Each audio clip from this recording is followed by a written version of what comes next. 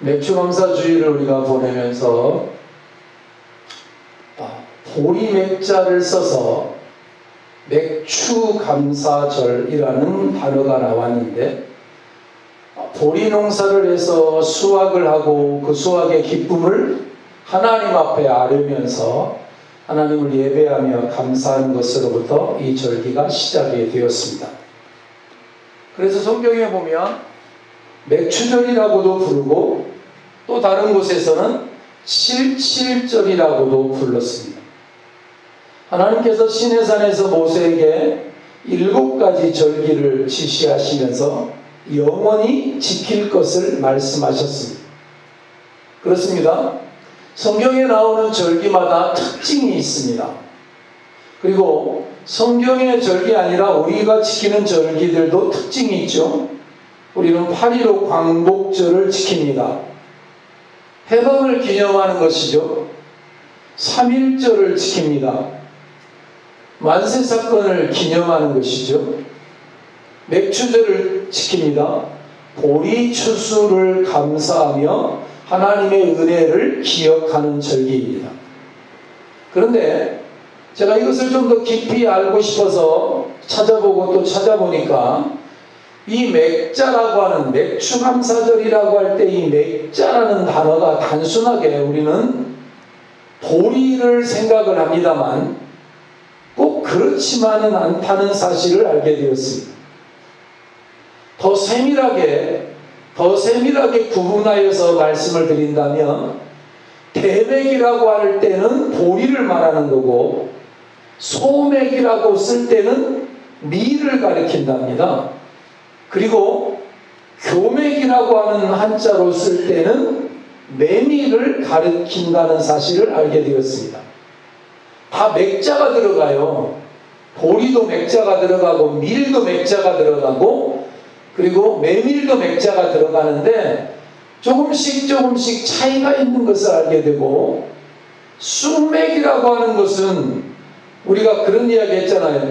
저 사람 참 쑥맥 같다. 근데 쑥맥은 알고 보니까 콩과 보리를 쑥맥이라고 표현을 합니다. 그래서 쑥맥 같다는 표현은 뭐냐니까 콩과 보리를 구분 못하는 참으로 어리석은 사람을 일컬어서 사람이 저렇게 쑥맥 같아 이렇게 표현할 때도 맥자가 또 쓰여지는 걸 알게 됩니다. 자, 사진을 보여드립니다. 어느 쪽이 여러분 보실 때 보리 같아요?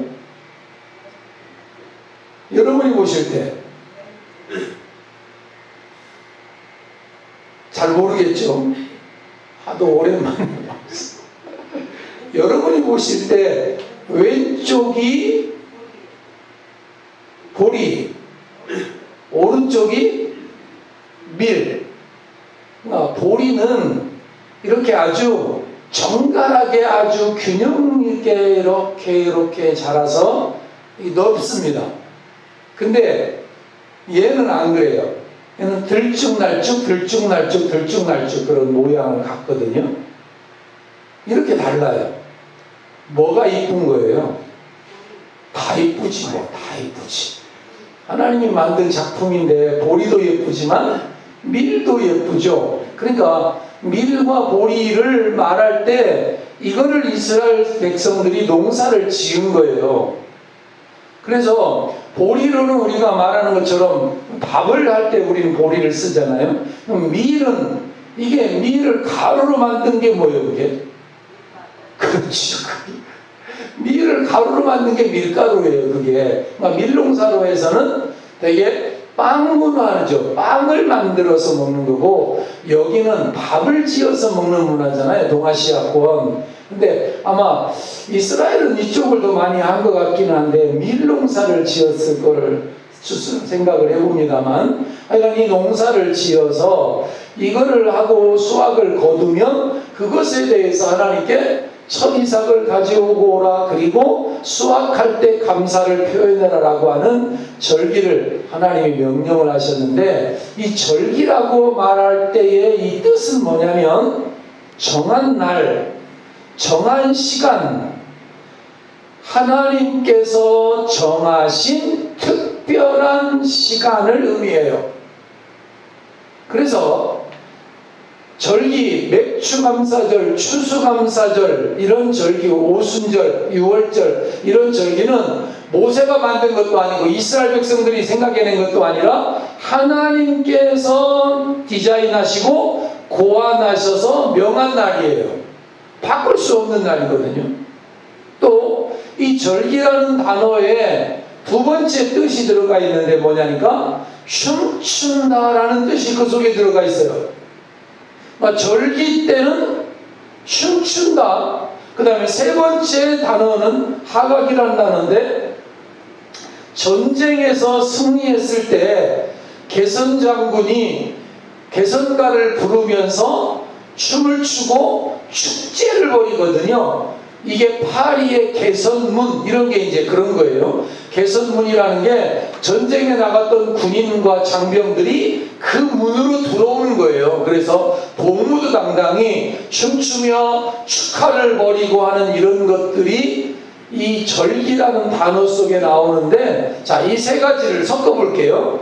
하나님께서 정한 특별한 시간에 기쁨과 즐거움의 마음으로 춤추며 축제를 벌여라, 이런 뜻이에요. 쉽게 말하면 하나님께서 정한 날, 정한 절기에 1년에 3차례 하나님 앞에 나아오라고 하나님이 명령을 하셨는데, 그냥 억지로 마지못해서 인쇄감으로 나오라는 뜻이 아니라 하나님 앞에 나와서 하나님을 기억하고 하나님을 예배하며 예물을 드리고 우리의 수확물을 드리면서 춤추며 노래하며 기쁨으로 잔치로 하나님을 영화롭게 하라, 하나님을 기념하라, 그런 뜻이라니까요. 그런 뜻. 감사하라는 거예요. 감사. 억지로 하지 말아라, 인쇄감으로 하지 말아라. 마지못해서 지키는 절기가 아니라 기쁨으로, 감사함으로, 춤추며 자원함으로, 즐거움으로 지켜야 되는 맥추절. 오늘도 함께 우리가 맥추절을 춤추며 크게 잔치하지는 못하지만 함께 식탁교제도 나누면서 이 의미들을 우리의 마음에 새기는 시간이 될 수 있었으면 좋겠습니다. 혹자는 말해요. 우리와는 상관없는 절기 아니야? 이스라엘 사람들이 지키는 절기 아니야? 맞아요. 원래는 이스라엘 사람들에게 명령된 절기예요. 그러나 우리도 이스라엘 사람들이 육적인 이스라엘 백성이라고 한다면 우리는 예수 그리스도를 믿어서 하나님의 백성 되어진 영적인 이스라엘 백성이 되었는데, 하나님의 백성 된 우리에게도 마땅한 명령이고 동일한 명령이며 축제요 잔치요 기쁨의 절기라는 의미에서 우리와 상관없는 절기는 아닙니다. 그래가지고 이걸 우리식으로 변형을 해보면 유월절을 지키라. 유월절은 이스라엘 백성들이 애굽에서 해방되어진 날이거든요. 우리로 말하면 광복절 같은 날이에요. 광복절 같은 날. 이것이 오늘날 교회로서는 부활절과 연결이 되어지고 죄로부터 해방되어지고 죽음으로부터 해방되어지고 죄악의 사슬로부터 자유하게 되어지는 역사가 바로 예수님의 십자가의 죽음과 부활로 되어졌잖아요. 그러니까 해방은 해방인데 그냥 해방이냐, 죄로부터 해방이냐, 죽음으로부터 해방이냐라는 의미로서 우리는 부활절을 지키죠. 그리고 맥추절은 그대로 지켜요. 밀과 보리 농사를 많이 하지 않으면서도 그 의미를 지키고 있고, 초막절은 조금 다른데 추수감사절로 11월 셋째 주 우리가 지키고 있는 추수감사절이 바로 초막절이에요. 이스라엘 백성들이 애굽에서 출애굽에서 약속의 땅에 들어가서 이제 농사를 지어가지고 그 땅에서 정착하면서 살게 되었는데, 초막을 지어서 얼기설기 텐트 같은 것을 지어가지고 그곳에서 시간을 보내면서 광야 생활을 기억하는 거예요. 광야에서 만나를 먹이시고 메추라 먹이시고 그리고 구름 기둥과 불 기둥으로 그들의 삶을 인도하신 하나님을 기억하는 절기로 초막절을 지켰는데, 우리는 1년을 되돌아보면서 가을에 수확을 하고 겨울을 준비하고 한 해를 갈무리하는 추수감사절로 이거를 바꾸어서 지키고 있는데, 공이 감사의 절기라는 사실은 똑같아요. 6월절도 감사와 관계되어져 있고, 맥추절도 감사와 관계되어져 있고, 초막절도 감사와 관계되어져 있는 절기라는 걸 알게 되죠. 그래서 맥추절은 앞에도 말했지만 밀과 보리와 관련이 있는데, 보리의 첫 단을 드리는 것이 초실절이고 보리의 마지막 추수를 끝내는 것이 맥추절인데, 이것이 성경에서 명령한 하나님의 절기예요. 하나님께서는 출애굽기 22장과 18장에서 이렇게 말씀하십니다. 같이 한번 읽어보겠습니다. 파란 글씨입니다. 너는 너의 추수한 것과 너의 짜낸 즙을 드리기에 더디게 말지며 너의 처음 난 아들들을 내게 줄지며 그들이 여호와께 드리는 첫 소산 곧 제일 좋은 포도주와 곡식을 내게 주었은즉. 여기 보면 처음이라는 단어가 나와요. 처음 난 아들들을 내게 줄지며 첫 소산을 내게 줄지며, 처음 것은 내 것이며,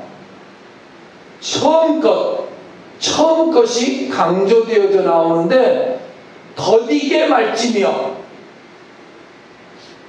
인색하게 하지 말지며, 우리 전라도 말로 꾸무대지 말지며, 드릴 것 빨리 하나님께 온전히 드려, 아까워하지 마라.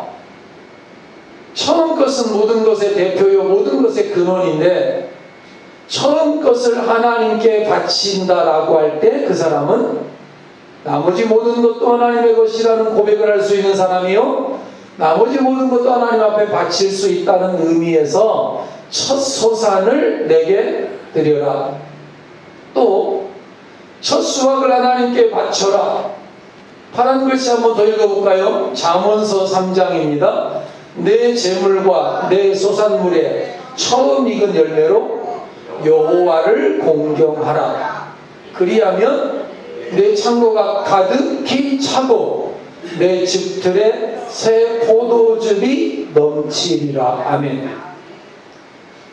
너의 재물과 너의 소산물에 처음 익은 열매로 여호와를 공경하라. 제가 포항에서 15년 사역을 하면서 22개 학교 지도 목사로 아이들을 가르치면서 고등학생들에게 내가 이 말씀을 강조했어요. 뭔 강조를 했냐면, 자, 너희들이 지금은 부모님에게 돈을 받아서 공부를 한다. 물론 그 중에 어떤 아이들은 아르바이트를 하는 아이들도 있더라고. 근데 이제 대개는 부모가 돈 주어서 공부를 하는데, 너희들이 나중에 이제 대학을 가게 되면 시간이 많이 남게 되고, 대학을 졸업하고 직장을 다니게 되면 이제 취업을 해서 회사를 다니게 될 텐데, 그때부터 경제활동이라는 것이 시작이 된다. 경제활동, 다른 말로 말하면 돈을 벌 수 있는 노동과 그것에 대해 반대급부를 얻을 수 있는 것이 시작되어질 때, 첫 월급은 엄마 빨간 내복 제발 좀 사다 주지 말아라. 첫 월급은 절대로 10원 하나 손대지 말고 하나님께 온전히 갖다 드려라. 여러분들 표정들이 별로 안 좋으시나요? 아이들에게, 야, 너의 재물, 네 돈 아니고 이제 앞으로 네가 수십 년 동안 월급을 받든지 아니면 네가 회사를 경영하든지 기업가가 되든지 간에 네가 돈 벌 기회가 앞으로 수십 년 동안 계속되어질 텐데, 첫 번째 월급, 첫 번째 거. 여러분, 첫 번째 거가 기회가 딱 한 번이잖아요. 이 첫 번째 것으로 엄마 빨간 내복을 드리는 게 좋아요? 하나님께 드리는 게 좋아요?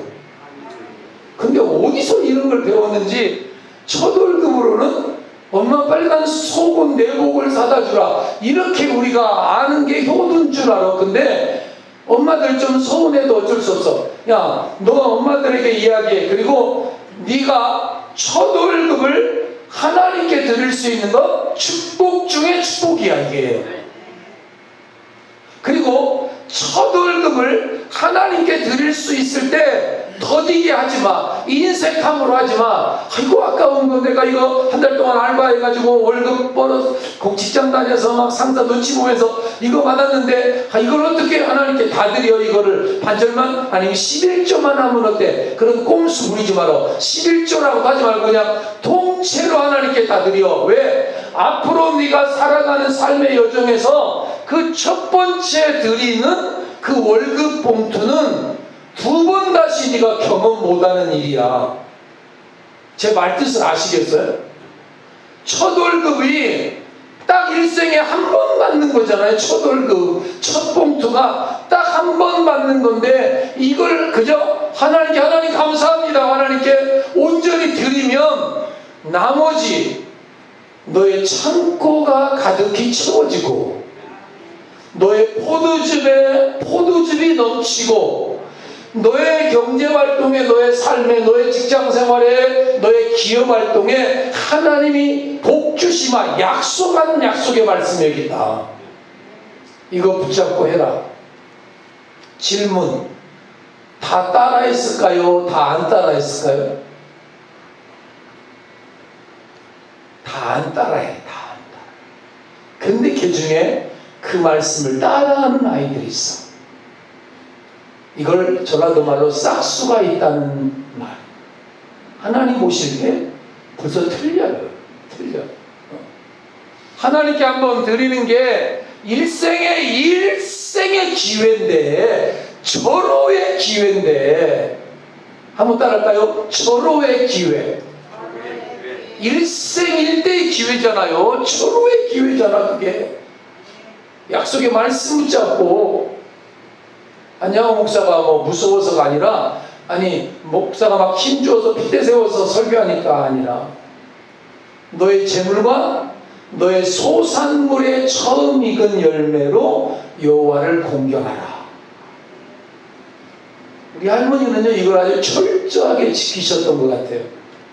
할머니하고 시골에서 초등학교 중학교를 다녔잖아요. 그리고 할머니는 집안의 텃밭에다가 이것저것을 심었어요. 참외도 심기도 하고 토마토도 심기도 하고 오이도 심기도 하고. 그래서 할머니가 텃밭에 오이 심는 거 내가 늘 봤기 때문에 여기다가 오이도 심을 수 있는 그런 것들 내가 여기 안에 지금 수박도 심었고 여기 토마토도 심었고 여기 방울토마토도 심었고 이런 거 심잖아요. 집안에 텃밭에다가. 그래가지고 저녁에 잠을 자면서 내일 아침이면 이것을 따먹겠다 하고 내일 아침에 가봤더니 없어. 할머니가 새벽 기도 가면서 따가지고 가버린 거예요. 가서 교회 전도사님 교회에다 갖다 하나님께 드린 거예요. 내가 그 어린 마음에 전도사님은 배 터지게 드시겠다 이런 생각을 했거든. 이 집도 갖고 오고 저 집도 갖고 저 집도 갖고 오고 다 갖고 올 거 아니요. 안 그래 안 갖고 와. 안 갖고 와. 어떤 사람은 수학 나오면 이 집도 나누고 저 집도 나누고 나중에 쬐끔 갖고 오면서 이 집 주고 저 집 주고 남으니까 여기 조금밖에 없네 목사님 이러고 갖고 오는 사람이 있어. 내가 속으로 생각해. 내가 거지인갑다. 거지.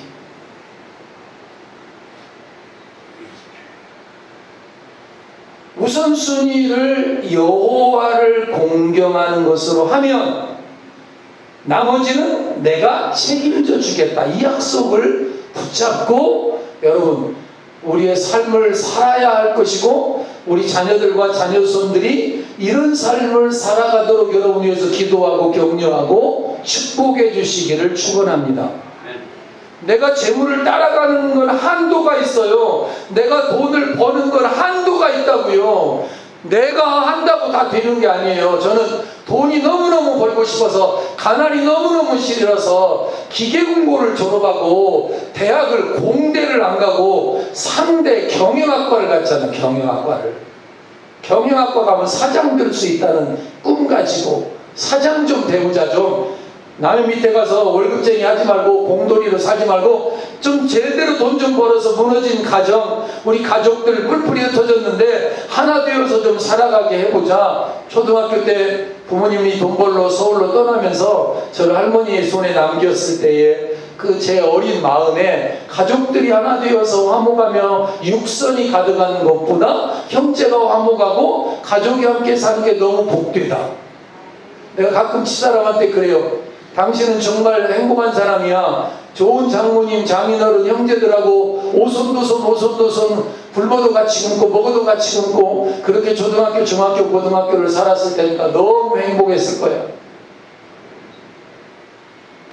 여기 장모님 계시지만 근데 저는 할머니하고만 둘이 살았으니까 단둘이서 그래서 돈 벌고 싶어서 경영학과 졸업했는데 하나님이 방향을 물꼬를 틀어가지고 사장 되게 안 하고 목사 되게 만들어 놨으니 이거를 돈을 벌 수가 있나 이게 도대체.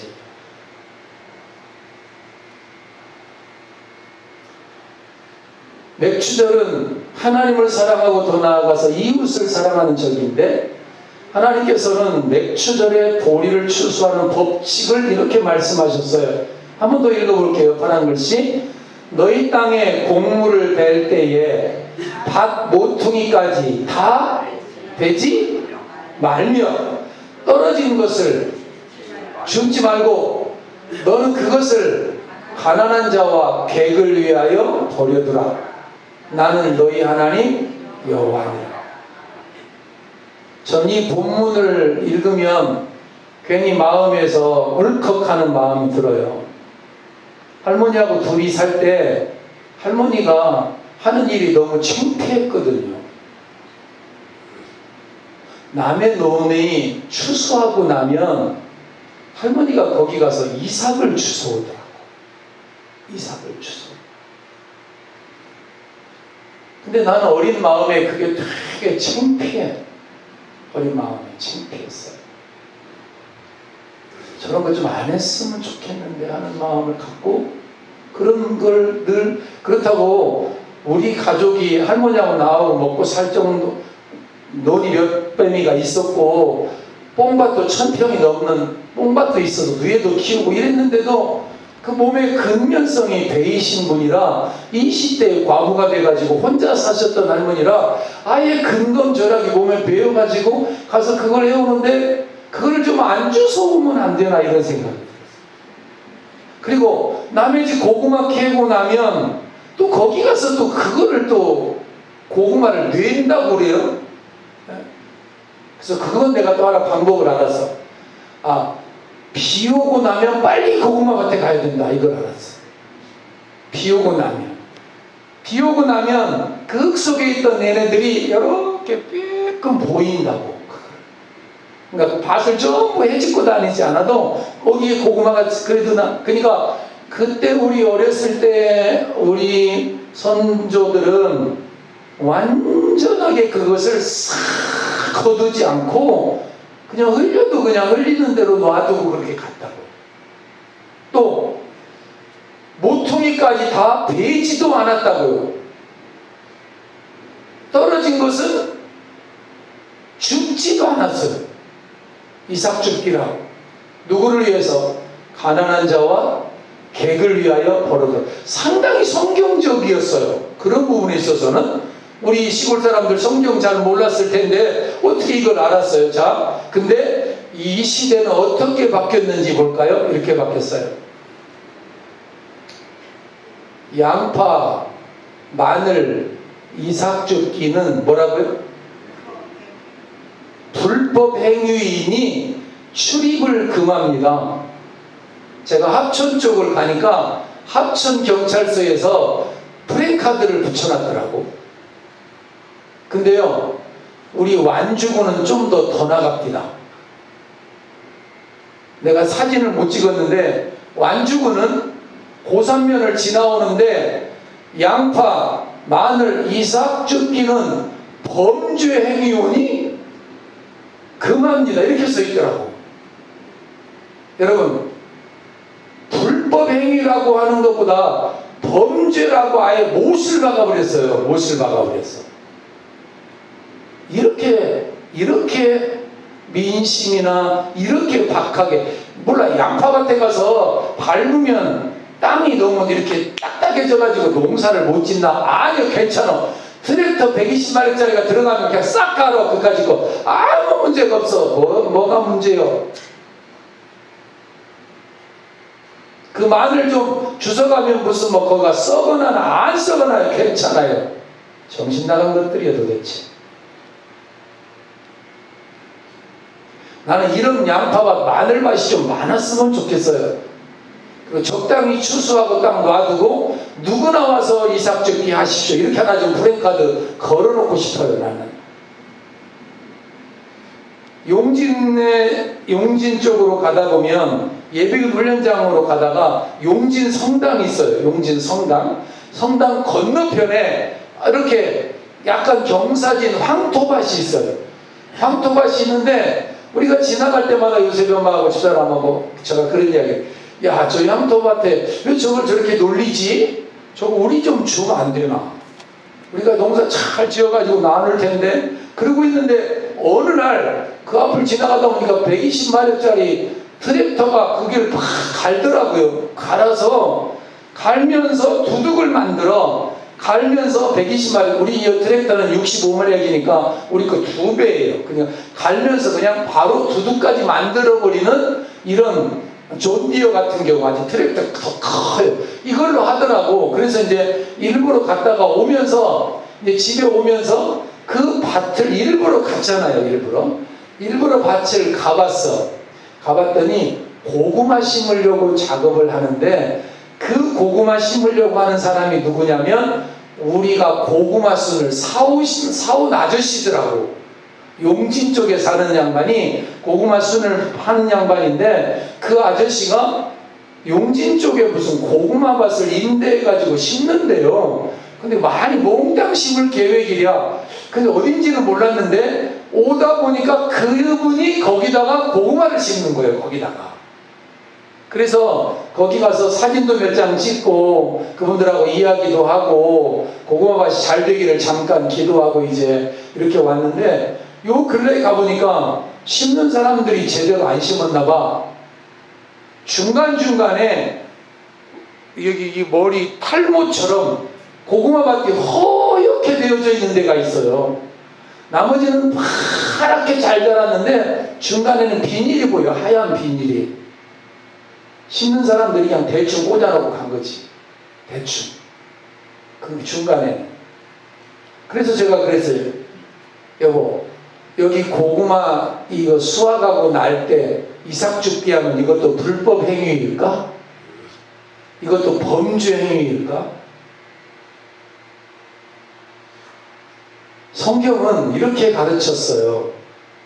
가난한 자와 객을 위하여 버려두라, 놔둬라, 베풀어라, 섬겨라. 그것까지 싹싹을이 다 하지 말아라. 추수 때에 모퉁이를 베지 말라. 일부러 남겨두라. 이삭은 줍지 말아라. 그래서 가난한 사람과 객이 함께 먹고 살게 하라. 이게 가르침이었어요. 근데 이런 가르침이, 이런 좋은 전통이 사라져가는 시대에 우리 옛날에 좋은 전통을 여러분과 한번 다시 생각해 보고 싶었어요. 이게 뭐야? 이삭죽기가 불법이라니. 이삭죽기가 왜 불법이요? 이게 격려해야 될 일이지. 출입을 금해. 아이고, 그 밭에다가 뭘 나중에 하나님 이 밭에는 나중에 양파랑 이거 마늘 전혀 싹이 안 나게 좀 한번 싹 하나는 좀 이 밭을 좀 그렇게 한 그런 마음이 생겼어요. 근데 기도는 안 했지만 우리나라에도 이런 아름다운 전통이 있었어요. 우리 옛날 조상들은요 상상을 초월할 만큼 가난했대요.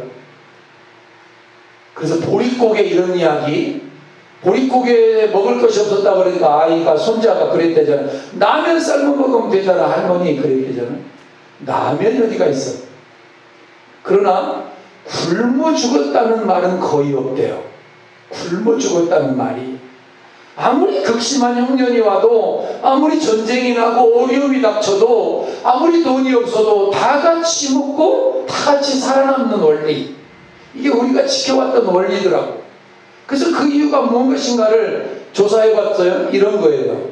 여러분 들어보시지도 못했을 거예요. 이곡이라고 하는 제도가 있어요.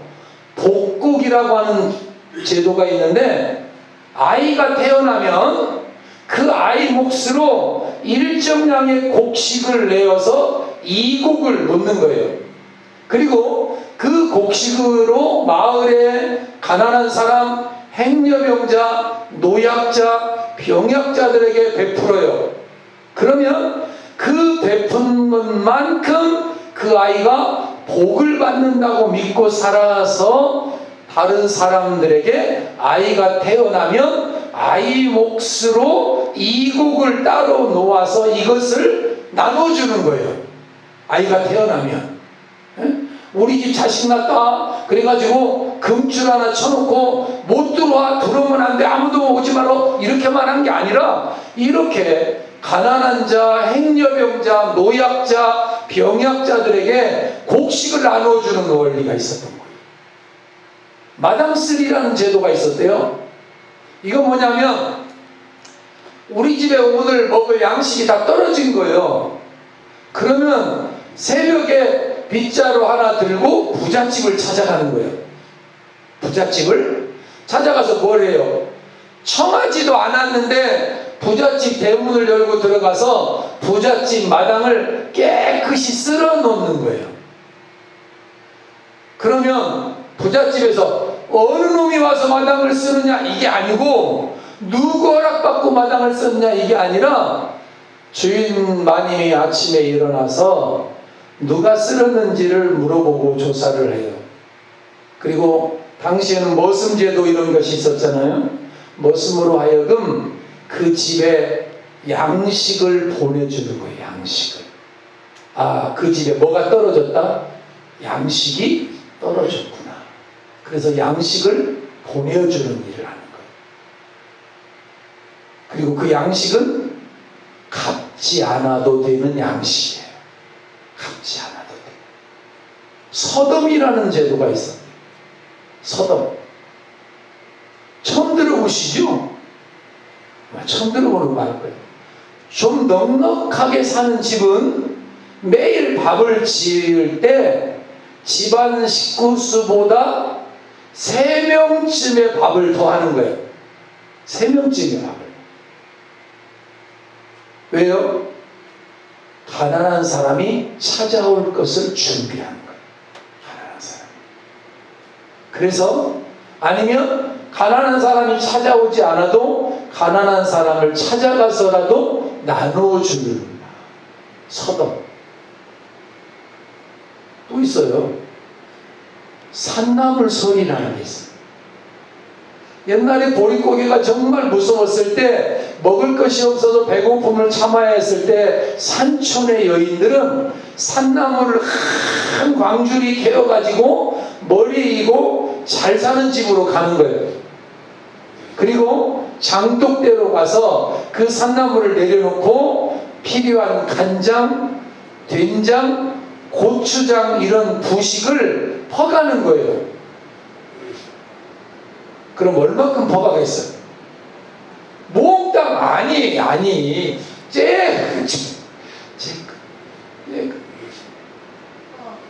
그러면 도둑이요 안 도둑이요? 안 도둑이요. 안 도둑. 그를 도둑으로 여기지 않았다는 거죠. 내장 나누기가 있어요. 명절 때가 되면 마을 사람들이 돈을 모아서 돼지나 소를 공동으로 잡아서 나누는 거예요. 이때 살코기는 나눠 가지지만 내장은 어떻게 하냐니까 마을의 가난한 고아들, 가난한 노인들에게 나눠주는 거예요. 그냥 나눠주. 이런 아름다운 풍습이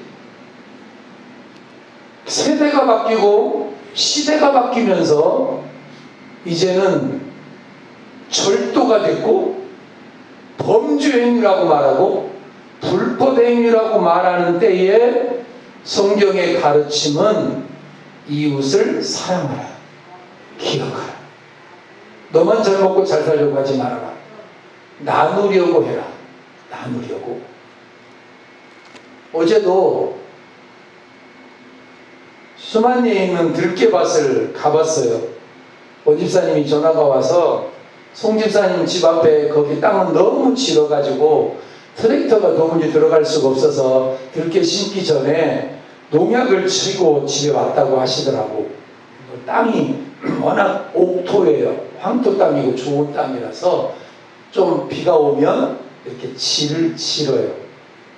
그래서 수만리에 있는 밭을 한번 가봐야 되겠다. 그래가지고 새벽 일찍 차를 몰고 수만리에 한번 가봤어요. 거기도 물론 송 집사님 소유의 땅인데 무상 임대해 주셔서 우리가 교회가 하고 있는 거잖아요. 갔더니 경사가 있어요. 그리고 이만한 돌들이 있잖아. 돌들이 있으니까 물이 잘 빠져. 그래서 제가 가서 발로 밟아보니까 조금은 들어가는데 많이 들어가진 않아요. 많이 들어가진 않아. 그래가지고 그러면서 또 감사한 건 뭐냐면 작년에 우리가 거기서 들깨를 첫 농사를 져가지고 첫 수확을 했잖아요. 첫 수확을. 그래서 그 첫 수확한 것을 들깨 방앗간에 가지고 갔잖아요. 들깨 방앗간에 가지고 가서 기름을 짰는데 그 소주병이 이걸로 28병인가 얼마가 나왔잖아요. 그래서 그거를 각 마을 가정당 하나씩 싹 나눠줬잖아요. 그리고 오다가 들깨집 사장님에게 한 병 주었잖아요. 그때 사장님이 들깨 방앗간 수십 년 하면서 들깨 받아본 적은 처음이라고 그 인간극 찍을 때 그때 그 양반이 한 이야기잖아. 그러면서 들깨 한 병을 받고 다른 걸 우리에게 덤으로 주더라고요. 아무튼 그런데 그 들깨를 털기로 털어서 이제 가져왔는데 거기가 털면서 얘가 이렇게 뛰쳐나가고 털면서 뛰쳐나가고 뭐 이랬던 애들이 가보니까 이만큼씩 모종이 자라있는 거예요. 풀 속에서. 풀과 같이 자랐더라고. 풀과 같이. 그래서 한날 오전 내내 앉아가지고 풀을 다 뽑아놓고 저녁에 뽑아놓고 그 다음날 아침에 집사람이랑 가서 거기 들깨를 전부 다 뽑아서 그냥 놔두면 안 된대. 들깨를 옮겨 심어야 열매가 맺힌다 그래서 싹 뽑았더니 요만한 다라이로 한 서너 개가 되는 다라이가 되는 거예요. 그래서 이제 트랙터를 가지러 왔어요. 트랙터로 한번 노타리를 한번 치자. 그래가지고 65마력짜리 트랙터를 가지고 빠지면 안 되는데 하고 들어갔더니 다행히 안 빠지는 거예요. 그래서 트랙터로 그 밭을 한 바퀴 노타리를 치는데 얼마 걸렸을까요? 집사람이 촬영을 했는데 딱 10분 걸렸어요. 10분에 그 전체를 싹 노타리를 치고 이제 거기다 들깨를 심으려고 하면서 우리 마을에서 누가 들깨를 제일 잘 예쁘게 심었을까 하고 보니까 정정구 씨네 거기 예쁘게 심었더라고. 그래서 그 저녁에 또 거기를 갔잖아요.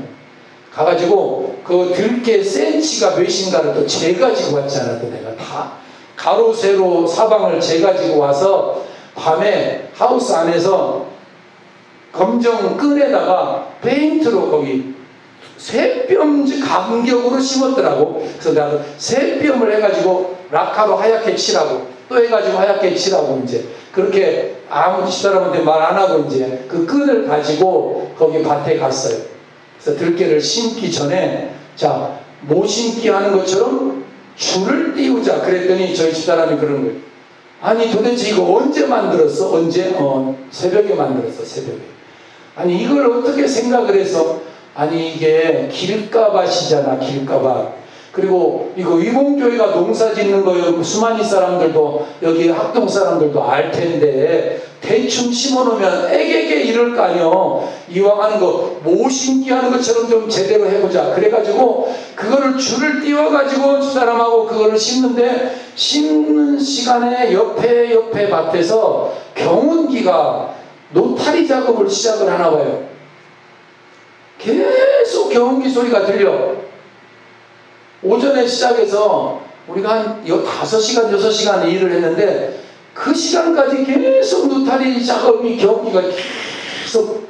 그래서 내가 집사람한테 여보 이거 들깨 좀 쉬고 가서 다 트랙터 작업 좀 해주고 왔으면 좋겠다. 저 양반 저거 혼자 경운기 끌고 다니면서 저거 지금 밭이 얼마짜리인지는 얼마나 큰 밭인지는 모르는데 지금 이 더운 죽겠는데 지금 저거 경운기 몰고 그 로타리 치고 다니는 거 뻔히 고생하는 거 내가 경운기로 로타리 쳐봐서 아니까 뻔히 고생하는데 내가 트랙터를 좀 해주고 싶다. 그랬더니 여보 아서 그만해.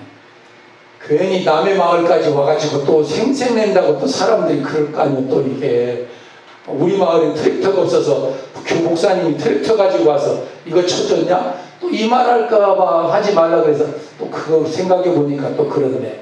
그러면서 내가 무슨 생각을 했냐면 내가 이 들깨 다 심을 때까지 경운기 작업이 안 끝나면 간다. 그러면 간다. 누가 뭐라고 하든지 말든지 내가 돈 벌려고 하는 것도 아니고 고생하는 사람 잠깐 도와주려고 잠깐 갔다 오는 건데 뭐 누가 뭐라 그러고서 목사님 생생을 낸다고 그러건 말건 간다. 그리고는 들깨를 다 심는데 경운기 소리가 또 그치는 거예요. 다 끝난 거예요. 우리 들깨 다 끝나는. 그래서 들깨를 18줄인가를 심으니까 그 씨가 떨어져 가지고 자생적으로 자란 그 들깨로 밭에 한 반절 좀 못되게 심었어요. 들깨를 심었어요. 제가 그랬어요. 하나님, 들깨를 그냥 허성허성하게 이렇게 털어도 이게 복이네요. 다 구석까지 모르고 배웠지만, 그리고 그것은 땅바닥에 들깨가 떨어졌는지도 몰랐지만, 그 떨어진 작년에 들깨 많이 모종해가지고 그 옆에 마을 사람들 다 나눠줬거든요. 어집사님 손이 커가지고 들깨를 많이 뿌렸어. 그래서 우리 심고도 많이 남아서 그거를 다 나눠줬는데 올해는 보니까 작년에 한 5분의 2나 되는가 새가 다 와서 먹어버렸대. 그래가지고 별로 없어요. 그래서 이거 들깨도 다 못 심겠다 그랬더니 그렇게 작년에 수확하다가 거기가 땅에 떨어진 들깨를 하나님이 키워주셔서 자라게 하셔서 들깨를 심을 수 있는 은혜를 하나님이 주셨어요. 무슨 얘기 하려고 하느냐면 하나님 앞에서 나누겠다고 베풀겠다고 섬기겠다고 마음 먹고 하는 농사는 복 주셔요. 우리 장모님 오셔서 포도 농사를 지으면 기름값이나 나오냐고 나보고 물어보더라고. 기름값 안 나와도 나누고자 하는 마음으로 제가 미국에 18박 19일 가 있는 동안 포도 농사에 아주 중요하게 해야 될 일이 있었어요. 노린재라고 하는 걸 잡아야 되는데 그 시간 동안 나는 선교사님 묘역을 방문하느라고 포도밭을 비워놓았잖아요. 그러면 1년 농사 망치는 거거든요. 여러분, 하나님이 막아주셨어요. 하나님이 지켜주셨다. 친구 목사님이 와서 그러는 거예요. 하나님이 지켜주셨네. 하나님이. 목사가 미국 가 있는 동안 20일 동안 비어 있었잖아요. 20일 동안 포도 농사에는 정말 중요한 거 몇 가지 해야 될 때 놔뒀는데 누가 해주시냐면 하나님이 해주셨어요. 사랑하는 여러분, 나눔이라고 하는 거 농번기철 그리고 이렇게 수확의 때에 결실하게 하고 자라게 하고 해도 주시고 비도 주시고 수확해 하시는 분이 하나님이시라는 거. 나만 잘 먹고 잘 살라고 하는 것이 아니라 나누고 베풀고 섬기는 것을 통해서 하나님께 영광이 올려지게 하나님이 하시기를 원하셔서 고아도 살고 가난한 사람도 살고 어려운 사람도 살고 함께 더불어 사는 아름다운 공동체, 신앙 공동체, 믿음 공동체를 하나님이 계획하신 것이에요. 이런 아름다운 정신들이, 아름다운 절기들이 교회를 통해서 세상에 가르쳐지고 다시 옛날 우리 선배들이 선조들이 지켰던 아름다운 제도들이 다시 한번 이 땅에 펼쳐질 수 있었으면 좋겠다 하는 마음으로 맥주절을 지킬 뿐만 아니라 여러분 남은 농사들 또 수확의 때에도 이런 마음들 잘 가질 수 있기를 주님의 이름으로 축원을 드립니다. 주는 자가 복이 있다. 나누는 자가 복이 있다. 베풀고 섬기는 자가 하나님께서 기뻐하시고 그를 축복의 통로로 사용해 주실 것이라고 하는 사실을 늘 염두에 두고, 모든 것이 하나님의 은혜인데 남은 6개월도 우리의 삶을 지키시고 인도해 주실 것을 믿으면서 하나님의 선하심에 기대어 사는 저와 여러분 모두가 되기를 주님의 이름으로 축원을 드립니다. 참 좋으신 아버지 하나님 감사합니다. 모든 것이 하나님의 은혜였습니다. 하나님의 은총이었습니다. 내가 한 줄 알았는데 하나님이 하신 것임을 경험할 때가 한두 번이 아닙니다. 그 하나님의 법칙을 따라서 이웃을 더불어 고아와 과부와 압제당한 자들과 가난한 자들과 함께하라. 우리 재정이 좀 넉넉하다면 맥주감사절 헌금은 나누고 싶은 마음, 우리의 지경이 농토가 좀 넓다면 농사에서 더 나누고 싶은 마음, 더 베풀고 싶은 마음, 더 섬기고 싶은 마음 주님이 받아주셔서 지금껏 함께 해주셨습니다. 올해도 함께 하시고 이후에도 우리의 지경도 넓혀주시기를 원하며 하나님께서 주시는 것으로 더 마음껏 주고 나누고 베풀고 섬기는 교회와 가정과 성도들과 삶이 되도록 복의 복을 더하여 주옵소서. 이곳마을 예수마을 되어지게 하시되 예수 닮은 사람들이 산다는 소문이 더 멀리 멀리 퍼져갈 수 있도록 은총 위에 은총을 덧입혀 주옵소서. 예수님의 이름으로 축원하며 축복하며 기도하옵나이다. 아멘.